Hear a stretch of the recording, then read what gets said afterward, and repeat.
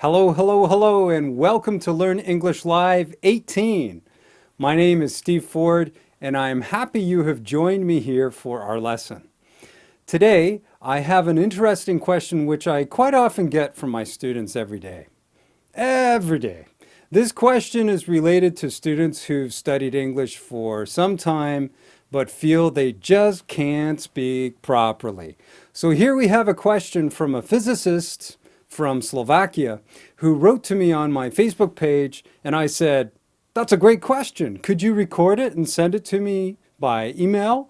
Well, he did, and here's Mikel's question.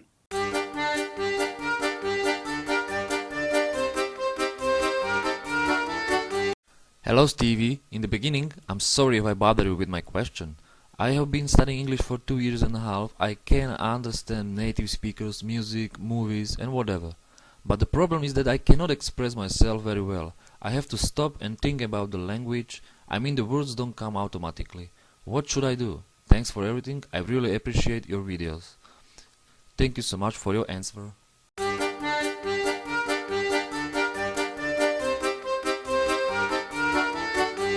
Mikel, your question caught my attention because I know how important it is to gain self-confidence speaking a language.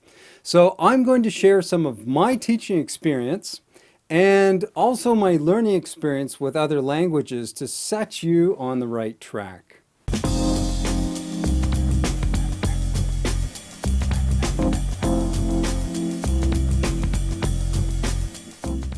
What do you need your English for? This is the first question that you should ask yourself when you feel you're not speaking as well as you'd like. Are you learning English for pleasure, travel, work, studies, romantic relationship, immigration?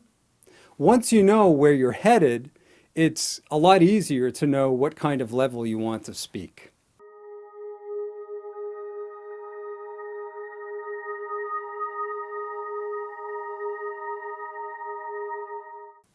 What I notice with my own students is that they tend to specialize in one kind of English. So if you're a physicist and you're explaining physics, I'm sure that you would be able to blow me away with your English. So when my students who are business professionals talk about work and finance, their level of English is way up there, and so is their level of self-confidence. The same goes for my students who are doctors and professors. You get them talking about urology, paleontology, biology, dermatology, and they have a good command of English. But if we change the topic and go on to small talk, suddenly they get tongue-tied. I imagine that's the same for you, Mikel.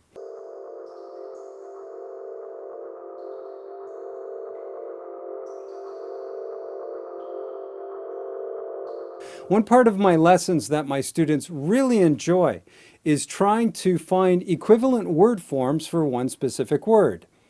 Example, adverb, adjective, verb, noun. So let's take the word child.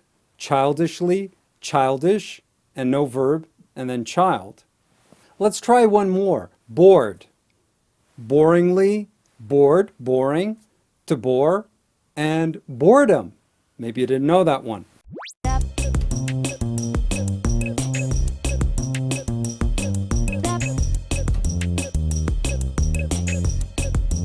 Now, let's say you out there watching my lesson also keep note of new words.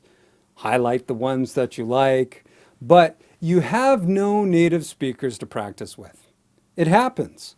Luckily, with the internet, we have a lot of English learners helping each other out on Skype. Now, some students are worried about learning bad speaking habits from other students. So what's your alternative? If you simply want to improve with native speakers, well, this same situation happened to me when I was learning Portuguese more than 20 years ago.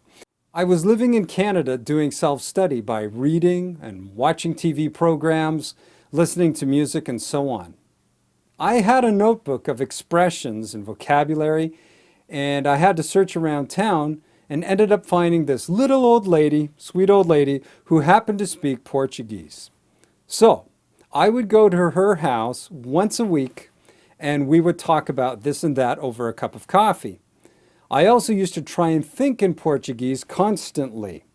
I would create hypothetical situations where someone would pose a question to me and I would try to answer.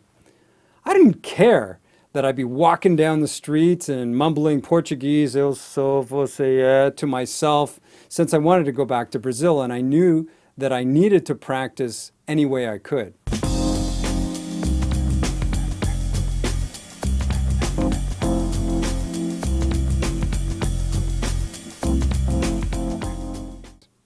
Well, here are some student pet peeves. Depend of instead of depend on. In the internet instead of on the internet. Many children's instead of many children. Conditionals. If I will go, I will tell you. If I go, I will tell you. If I would go, I would tell you. If I went, I would tell you.